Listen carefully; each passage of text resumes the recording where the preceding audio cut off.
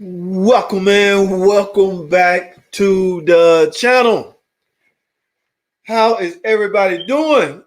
This evening, man. This evening, I'm at a little small space in the room at the studio, music studio. I gotta go into a telephone booth and change from a mechanic into a music producer. So I got to come out of these beat up mechanic clothes. But anyway, before I still got some time before I have to go in there. But I want to talk about today, man, how the day went. Now it's quite a few Grand Cherokee owners and Dodge Durango owners. 2011, actually 2011 through 2013. There's quite a few owners of those vehicles out there. Now, with that being known, there was a recall out, P54 or either R09 recall where they wanted Chrysler wanted the technicians to essentially basically pull the fuel pump relay functions out of the TIPM. TIPM, those vehicles had TIPMs on it. Totally integrated power module. They wanted us to remove that function out of those TIPMs, and you still have to have a way to turn the fuel pump on. So what they want us to do was put that relay functions externally, remove it, pull it out of the TIPM, and put it on the side as an external relay, which in my opinion, it should have been all along. Okay, so that's neither here nor there. We can't go back into the past. That was an experiment that went totally, well, it turned out to be a bad idea. Okay, I don't know, man. I don't know what the thinking was behind it. Everything manufacturers do these days, the goal is to save money. So, but I don't know. Putting a fuel pump on a circuit board inside of a computer or tip them, I can't see how that was. It's not my job to figure that part out. All I know is when a recall is created, y'all know recalls are safety issues, safety items. Okay, so it has to be something serious for them to create a recall on. Now that what's up, Dwayne? That recall like I say, matter of fact, I have one here, guys. Now this is a tip. This is a tip off of PT Cruiser. Same thing, man. Same, all you PT Cruiser owners. Now there's no recall for these, but the same thinking applies. There is no external fuel pump relay on a 06. There's no TIPM on an 01 through 05 PT Cruiser, but there is a TIPM on the 06 and higher PT Cruiser, but there is no fuel pump relay per se. There is. The ASD has to be able to turn the fuel pump on and off, but that circuitry is built inside of the TIPM on the circuit board. Okay, it's the same thing, but unfortunately, there is no recall on the PT Cruiser. Actually, I haven't seen that many problems. I have one time, man, a fuel pump beat me up. They had towed the car in. The guy had replaced the fuel pump at least 3 times. He can't figure out why the fuel pump. To me, guys, listen to me real good. If you're not getting power to the fuel pump, your fuel pump is never gonna run, man. Never. It doesn't matter how many fuel pumps you throw at it. Okay, so at that point, you need to start checking the control side of the fuel pump. What feeds the fuel pump? Where's the power supply and the ground coming from?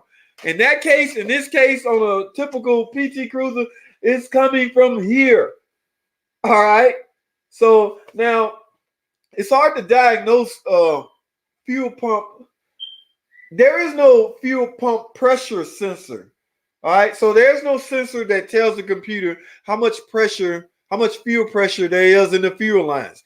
During this time, it was a big safety thing. They never gave you a fuel pressure sensor. Now the newer cars, actually I seen one on a 1500.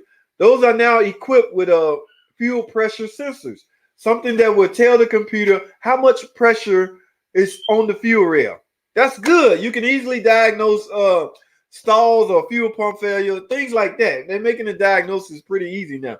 But I'm getting off track. I want to stick and talk about recall P54 and R09. And the thing about that is it only applied to 2011. Get this, 2011 through 2013 Jeep Grand Cherokee and the Dodge Durango. All right. Those are the only two cars the recall applied to. But this same TIPM, this exact same TIPM, can be found in the RS minivan, the 2011 to 2013 Chrysler Town and Country and the minivans. It can be found in the 2011 to 2013 Dodge Ram 1500. Okay, so now I can't really answer the question as to why the recall only applies to the Jeep and the Durango and not the 1500 or the Chrysler Town and Country. I don't know. Next time I'm in school, I'm gonna ask TIPM for the 2011 Caravan. Whoa, $1,500 in Toronto, and good luck finding one. So if that's the case, who's that? Tony BLX. How do I find out if my 09 Journey have a recall? Dude, you can. I'm gonna send you a link, Dwayne. I'm gonna send you a link on. You can put your VIN in it and it'll tell you everything about your car after the stream is over. But that's the choice you face with, Tony. If you can't find the TIPMs, Tony says 1,500 in Toronto. I think they like 1,200 here. Brand new TIPM. Now, if that's a little out of your range, a little out of the question, you have an option, man. Simply pull the fuel pump relay circuitry out of here and make the fuel pump relay external. Now, there is a recall only on the 2011 and the 2013 Jeep Grand Cherokee and the Durango. Now, the thing about that, I'm going a step further with that recall. Even that recall is a failure. Now, not so much a failure, but the vendors that they got the relays from, they say silicone's getting on the contact and it causing those relays to fail. So even after having the recalls done, the cars are still stalling and shutting off and not starting. It will sound like it will have you believe the fuel pump bad because you will not be getting fuel pressure because the fuel pump is not running. So hypothetically, if you spray some kind of fuel substance down the intake and you start, you could easily misdiagnose this car as needing a fuel pump. Thanks, dude. Yeah, man. Please and thank you, boss. You can misdiagnose this and think you need a fuel pump, but guys, do not just stick a fuel pump on a 2011 through 2013 Dodge Ram 1500, Chrysler Town and Country, Jeep Grand Cherokee, or Dodge Durango. Now, the Jeep and the Durango have a recall. Same TIPM is in the Caravans and the 1500, but there is no recall. Now, let me stay focused on the ones that have the recall. If you have the recall and your car still acting up, or you have the recall, you had the recall done and your car acting up, there's a new recall, V62, I think it is. The only thing that recall calls for is the mechanic's supposed to install a new relay. Okay. Now the wiring that the mechanic previously put on is still that circuitry still remains. Okay. So if you once had the recall done, next time when the recall become available again, which is simply a new relay, they just want us to get rid of all those old relays because the vendors, I don't know what happened. There's some bad relays. Man, they're making Chrysler look bad, man. I had this one lady. That's why I'm talking about this, because she had her car towed back in. I just had my recall done. Why my car?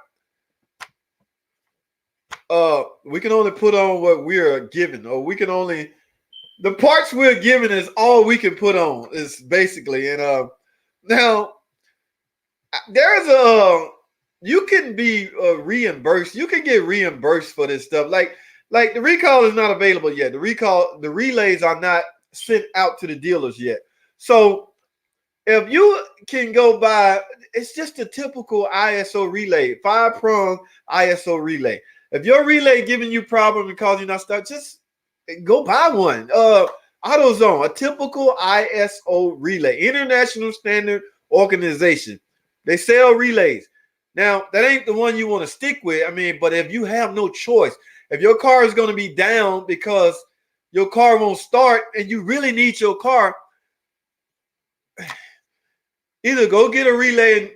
And I don't want to tell people to do it themselves because you could easily void. I don't know, but I'm going to say this. They have a reimbursement policy available out there. So I guess if you take it to a reputable shop and they do it and they give you a bill, you can essentially forward that bill to Chrysler, and you may, I'm not going to put no guarantees out there, but you can get reimbursed. You most certainly should get reimbursed. The recall is on the way. That's all they telling us. That's all they telling the technician. The recall is on the way. The relays are on the way. Now, for those that the recall do not apply to, one or two things, guys. Buy a new TIPM, or now the dealerships can, I've done this repair outside of the warranty. In fact, I had a Town and Country in 2 weeks ago. The recall don't apply to that car, but that's what they need. Now, I had the option to give an estimate on a brand new TIPM or to repair the TIPM. Repair meaning pull the fuel pump relay circuit out of here and install an external relay. That is a repair. Okay, that's a reputable repair. Shops do that. We do that. The dealer I'm at do that. I think I try to charge. I think we get maybe 2 or 3 hours for that repair, because what it entails is you opening up the circuit. It's 4 wires on this relay. You got to go in and find the feed, of course, the fuel pump feed, the fuel pump circuit. You got to go in and splice. First, read the diagram. I'm not trying to. This is not a video on how to do that. I'm just telling you what you're gonna need to get done in order to get back up and running. Because I was reading somewhere a lot of people are highly upset. Man, that's just the way it is, man. I feel bad because, like I say, this lady came in was she was highly upset. Like I say, what are our options? Sell them a TIPM, $1,500 in Toronto, $1,200 here. I don't know, man. I had mine rebuilt, all new relays in 440. Whoa, that's not bad, man. What do you mean by rebuilt? When you say rebuilt, because I heard it's on a circuit board. The circuit is on the circuit board, so I guess they can go in. They open this up. One day I'm gonna grab a used TIPM, open this sucker up. I want to see what's going on. Now, I'm not a electrical guru like my man Jump from Work. I'm not one of those guys, but it's interesting to see. I want to see the fuel pump circuit part. Now, if there's like a little black burnt mark on there, can that be repaired? I don't know. Like my man said, he got his rebuilt. So maybe they soldered a new. I don't know. It'd be interesting to know. But these things are expensive, brand new. What up, JT? What up, Matthew? What's going on, man? I got a Dodge Dart that blows hot air, but not cold. Hot, dude, where you at, man? It's not wintertime. Where you at? Thanks, dude. Tip about 2011 caravan. Please and thank you, Bob. Hey, man, rebuilt. What up, JT? Bye. They always say recall, but they just send another relay kit. Yeah, man. They the relay kit, the one we waiting on now. Keith, what's going on, man? Hey, appreciate you the last time, man. I just realized what that was, man. This is all new to me, man. But appreciate the love, man. Keith at New Level Auto. Y'all go check him out, man. Dude got some good content over there. But I appreciate it, man. Yeah, like you say, they call it a recall, but it's still recalls. The word safety is attached to the word recall. So, and I could almost bet lawsuit is also attached to those two words. So you try to do the recall first before the other two happens. Let me put it like that.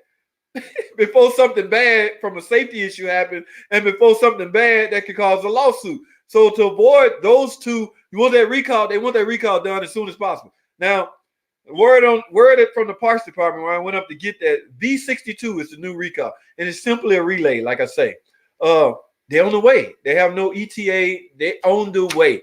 So, like I say, guys, if you faced with this problem and your car is down, do what you got to do and just hope for the best as far as getting reimbursed. All right. Circuit board medics for rebuilding them. Man, we got them laying all over the shop, Keith.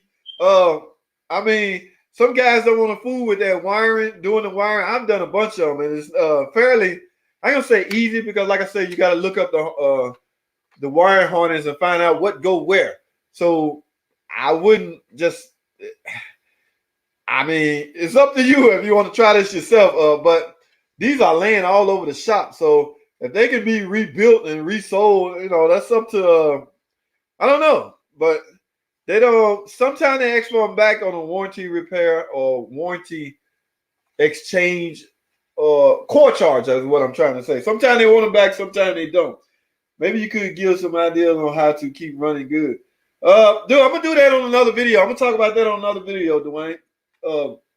This is your transmission. What's happening? Man, dude, you got to give me your name, man. This is your transmission, man. What's going on over there? I ain't heard from you in a while. Where that new content at, baby?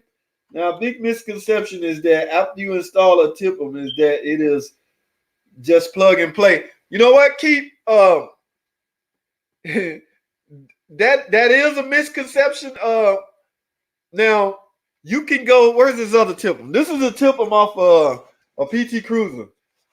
You can go to junkyard, pull apart, and get a TIPM part number. One of the main things you need to make sure is the part numbers are the same. Now, this part number will not tell you the features of the car. For instance, if the PT Chrysler you get this off of equipped with fog lights, okay, and your car is not equipped with fog lights, or vice versa, okay, you get a TIPM that's not equipped with fog light, you put it on your car. Your fog lights will now not work. Now, reconfigure it. I'm trying to think of the word we use inside our scan tool that can try to refigure this to the car based on the VIN. Everything is about the VIN. So if I tell my scan tool, this is the VIN I'm putting this on, will it change this? I think this is already written. It's written etched in stone as far as features. Now, it will still run. So plug and play from that standpoint. Yes, I've grabbed TIPMs off. Now it depends on the bus network, man. This is a 06, the 06 through 10. This TIPM here is 11. This is off the recall cars. This is off of 2011 and higher. So it may depend on the bus, the network. But I don't know how y'all scan tools operate, but we have a feature we can go in and reconfigure. Marry this TIPM to the car. If that car is equipped with a BCM, it's going to store most of the functions. So depends on the bus network. Now, plug and play. If you're going to do that, or if you're going to attempt that, I highly suggest you make sure the car you're pulling it off of is have the same features, which is going to be hard to do. So I'm not sure. And then you don't know what you're getting, man. If you need a TIPM and you run to pull apart or S&W, salvage yard, and grab one off another car, you don't know how much wear that fuel pump circuitry has been through. If it's not brand new, now if it's brand new, you see one on it, brand new Mopar stickers on it, then yeah, that's a good risk and a good gamble to take. But if it's not, if it's just a typical used TIPM, you may be in the same boat. I mean, that might be why the car is at pull apart. People might just gave up trying to get it started and run, and they forget it and trashed it. So be careful on getting those used TIPMs, guys. I don't know, man. It's rough out there, man. As far as these electrical components, restoring their vehicle configuration to be vehicle configuration. That's what I'm trying to say. That's the word I'm looking for. Man, you must got a hell of a scan too. Well, you say you got the okay. Yeah, I see what you're saying. I see where we're at now. Don't forget about the paper that comes in that new box. Man, dude, you talking about the lights for when you have turn. I know exactly what you're talking about, man. That's a whole nother when you have to wire so the turn signals will work. It's a mechanic in the shop guy beat up on them. He was so in a hurry. He got the new box with the new TIPM in it. It's for a Caravan. Zoop, zoop, zoop, zoop, zoop. He got it done, knocked it out, called himself, taking it right around to the customer to give it to me. How about she turned around the next 10 minutes and came back raising hell. So he basically didn't check nothing. He was one of the guys that's under the assumption that everything is plug and play. Nah, man. And to be fair, most of the guys don't read none of the paperwork. We got a fuel pump. We got the 300s and the LH cars, the LX cars, the new fuel pumps that we get now, you got to totally rewire the harness. I can't count the times guys just pull the part out of the box and put it on the car, and the car won't start, or the headlights or turn signal won't work. Man, I done seen them get burnt so much to where I'm reading everything that come in the box. In other words, I'm learning from other people's mistakes. It's nothing like that. Kind of embarrassment is very embarrassing to the company as a whole, because they don't know you. They don't know JT. All they know is Chrysler Jeep Dodge dealer messed my car. They're not gonna say JT the mechanic messed my car. So, man, whatever paper in those boxes, guys. Now reman, I don't know, not reman, but used. I don't know how that works, but you get this stuff brand new, man. You gotta read this stuff, man. Network configuration. Don't forget about it. Yeah, man. Very busy this side of town. That's what's up, man. We'll make new content later on. Just too tired after work. Dude, what you talking about? I know that feeling, baby. Yes, sir. I still get calls by people who forget that wiring all the time. Yeah, man. It's crazy out there, man. Well, look, guys, I just wanted to touch basic on this TIPM. The TIPM in the recall. Like I say, the relay is on the way, guys. So I know that's and I shouldn't be laughing because that is highly not funny, but the relay is on the way. It's not one of these relays built on the circuit board, the fuel pump relay, that is. So you're never going to find a fuel pump relay. Now, here's what, like if I'm going, I have, like y'all know I have personal customers. They call me and say my van quit or my car quit on the road.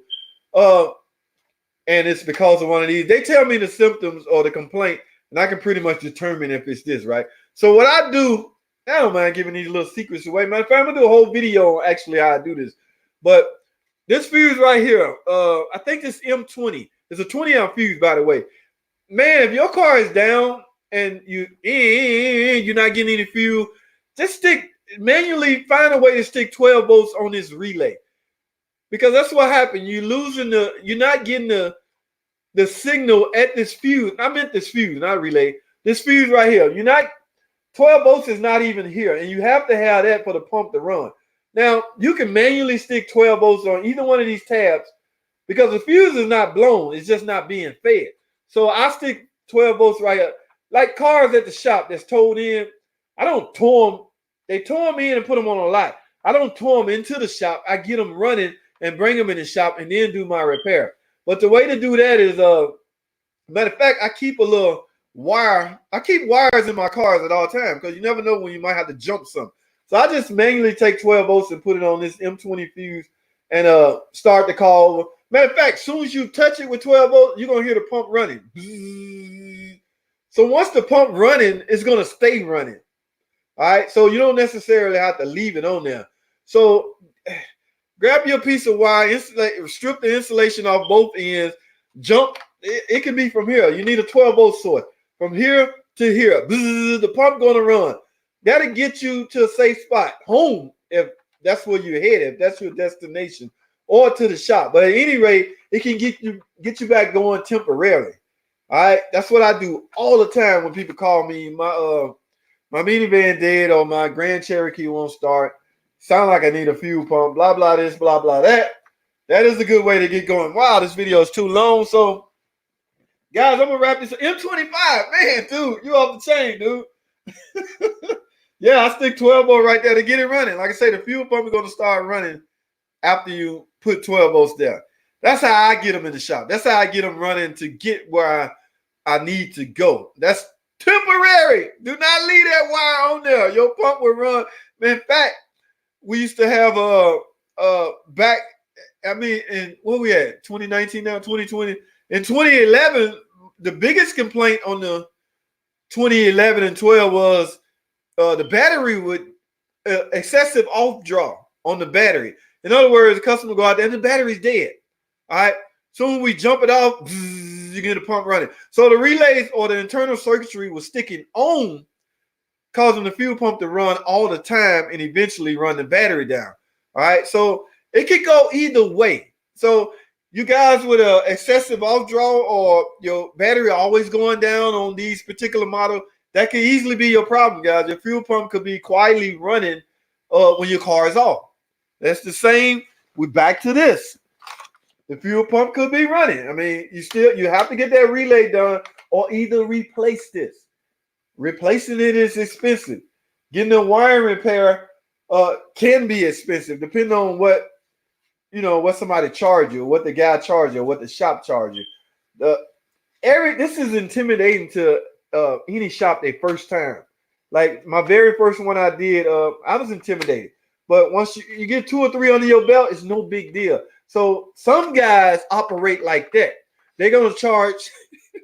They're gonna charge out of fear. A lot of guys charge out of fear. But like I say, man, after you get 2 or 3 under your belt, now I can do these with my eyes closed. So I don't, out of conscience, I don't charge as much, especially my personal. Separate me from the dealer right now. My personal customers, I do not charge that much because you don't want to short yourself. You need to get paid for your knowledge. Not, how do I say that? But y'all know where I'm going with this. But the repair can easily get up there also. So make a conscious decision on how you want to go back. Do you want a new TIPM or you want them to repair it? If the prices are close, I highly suggest you simply get a new TIPM. Now, the fuel pump relay circuit's still going to be inside the TIPM, but it's going to be better. These are redesigned. So they might have went in and repaired the circuit board or have a better circuit board. They might have they might have better circuitry in the newer TIPM because the features are still there. The fuel pump relay circuit is still in the new TIPMs that we're getting, but they're better. I'm gonna put it like that. All right, man. I gotta go, man. I gotta roll. Yeah, just smack the. That internal relay turns off.